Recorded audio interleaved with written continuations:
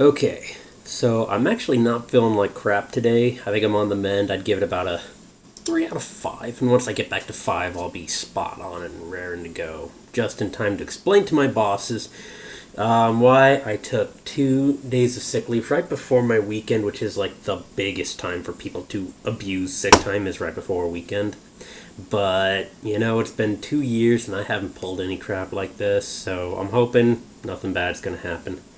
So I'm feeling better. I did a ton of stuff around the house: cleaning, working, writing, editing, cooking, cleaning, more cleaning, a lot of cleaning.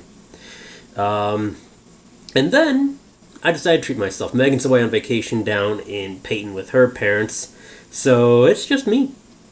And so I get to do one of the few things where Megan knows I enjoy it, and I get to enjoy it all by myself.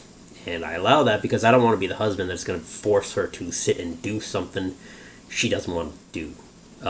She had a previous boyfriend who would buy her a ball of yarn for every football game she attended with him because he really enjoyed it.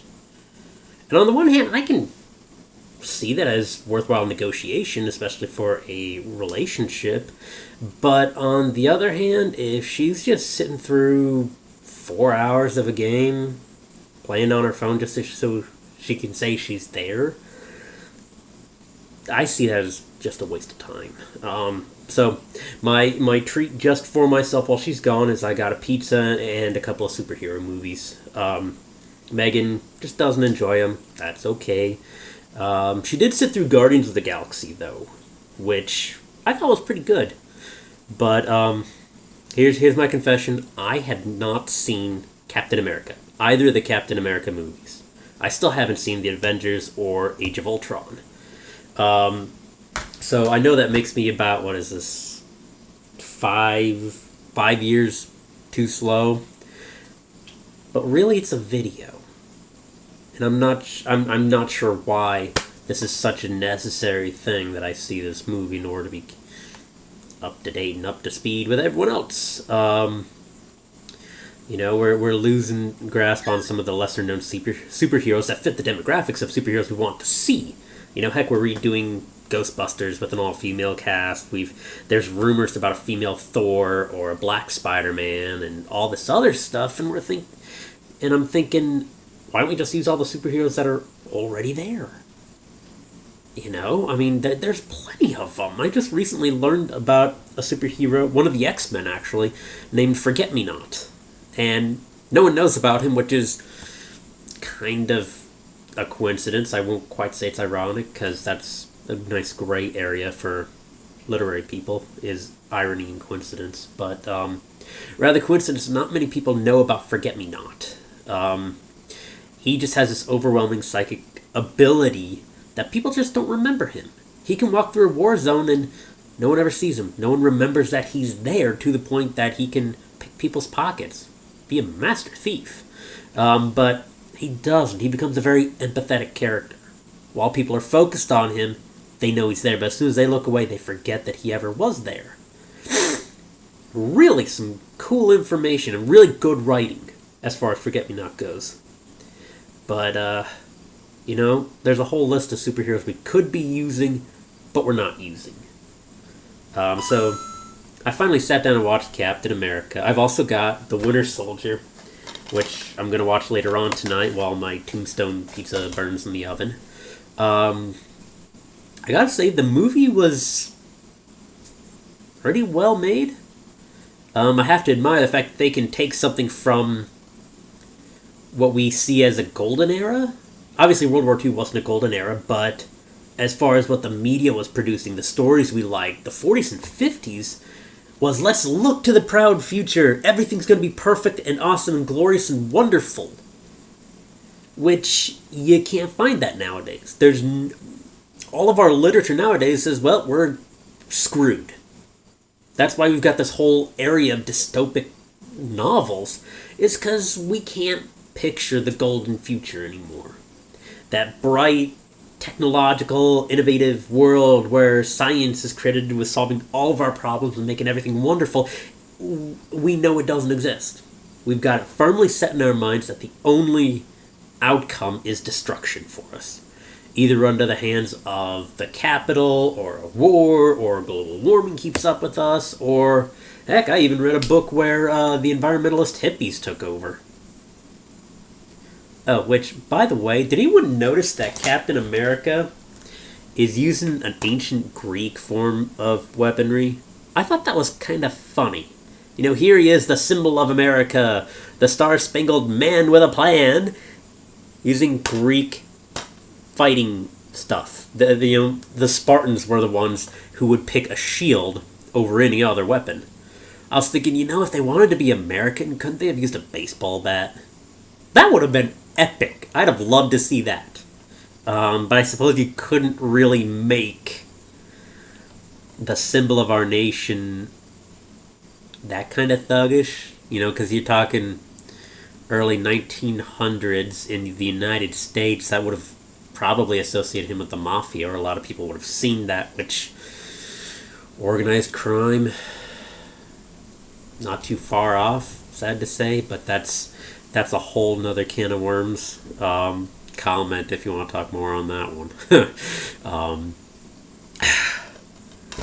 But I gotta say, thematically, I like how they're able to produce a movie that really ignored all of this golden future and wonderful future themes.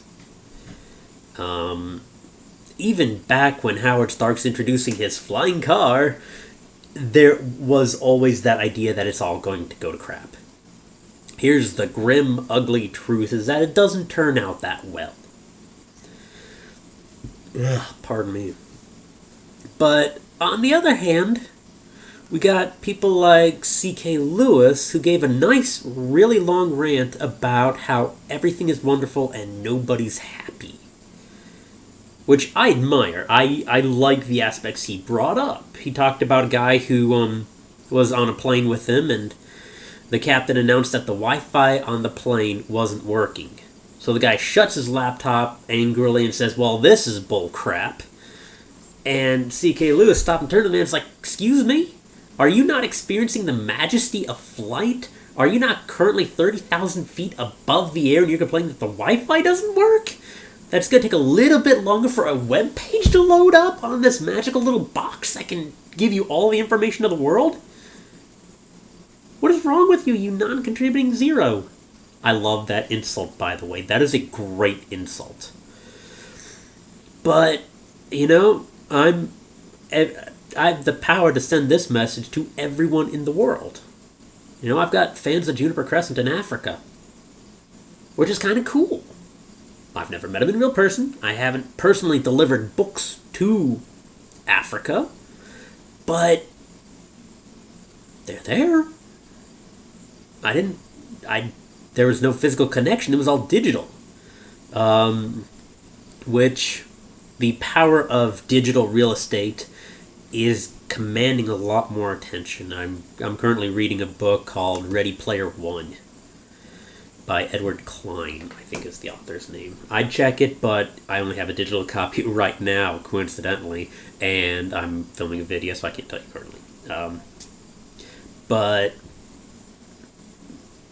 there's a whole lot of influence, or a lot of importance given to this digital landscape, which is becoming a real power. But I'm not gonna directly call it a power. I'm gonna say it's more of a tool. Not the bad kind of tool, but the non-aligned thing to do, that has the capacity to do.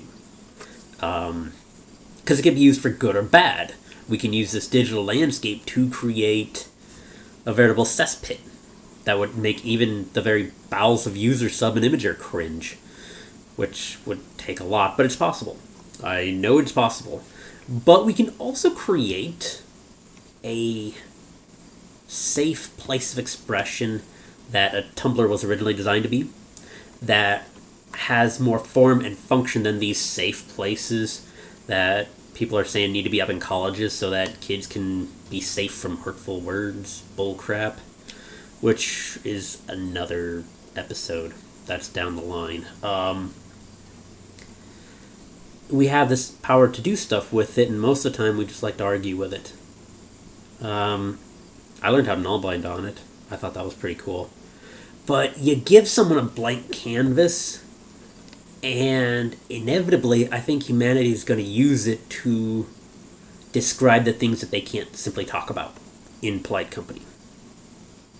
And you can argue one way or another that, nope, it's just a caricaturized reflection, or that it's something that we can't talk about. But how often do we? Thinking back to my art history class, which that was 5 years ago too.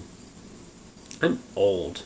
Alright, no, that's even older. That was 2009, so that was 7 years ago. Okay, if you are under the age of 18, you don't get to laugh at this one, because I'm not even at 30 yet, but that was long ago. Crap baskets, I hate getting old. I hate recognizing that I'm getting old. You know, I'll keep my Teenage Mutant Ninja Turtle jammies and my coloring books. Just don't tell me I'm getting old yet. I don't want to face that fact yet. But art history teacher pulls up a painting called The Rescue of the Medusa, which shows a lot of graphic content. There's people dying, there's half-naked women, there's destruction. It's all presented very painfully and angrily in this painting. And he turned to the auditorium filled with students and said, okay, who would want to hang this in their house? I raised my hand just because I knew he was asking about the context of beauty within this painting, and no one was supposed to raise their hand.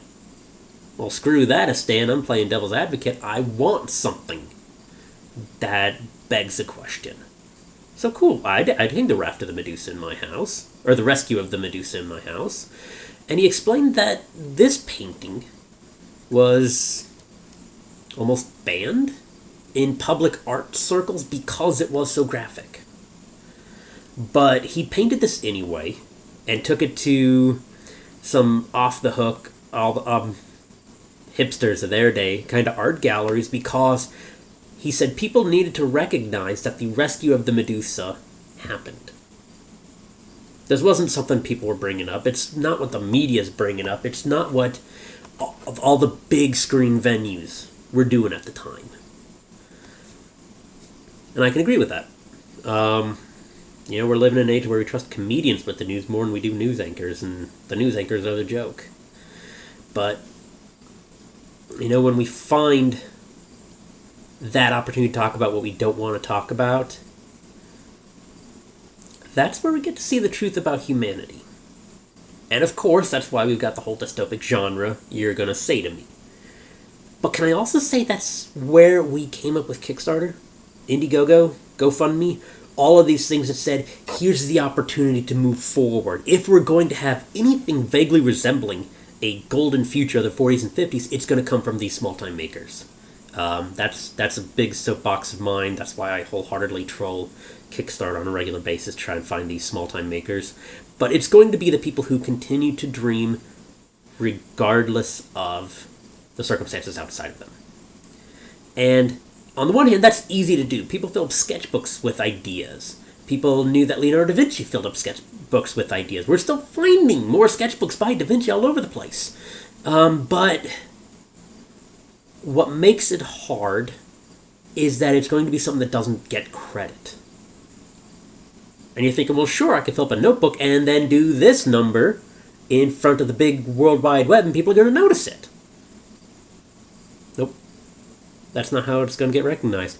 It's going to be from the people who spend those sleepless nights working, who choose not to define themselves solely by what pays their bills, but by what they do, what they're passionate about in their spare time. Which, that was amazing for me as an author, when I could say, you know what, I just spent 8 hours doing pest control, which is boring, blah, blah, blah. I'm not an appreciated kind of person. It's not a glamorous job. But then I go home and define myself by the 4 hours I'm hunched over my laptop. Creating. That is one of the divine powers God has given us, is the power to create. That's why of the many titles he has, Creator is one of the top ones. I'm not going to argue too much on religion, but our ability to do, to make, and to create is something beyond mortality in every way possible. And if we want to see happiness, it's going to be by those people who do, who make, who find pleasure and their own validation, rather than holding it up for the internet to ooh and ah and give fake internet points to. Which I should probably get off the internet and go do something about that, which I'm going to go do. And I encourage all of you to do that. Comment below what interests you. Tell me about what you're passionate about, because I'd love to hear it. Alright, I'm going to see you later.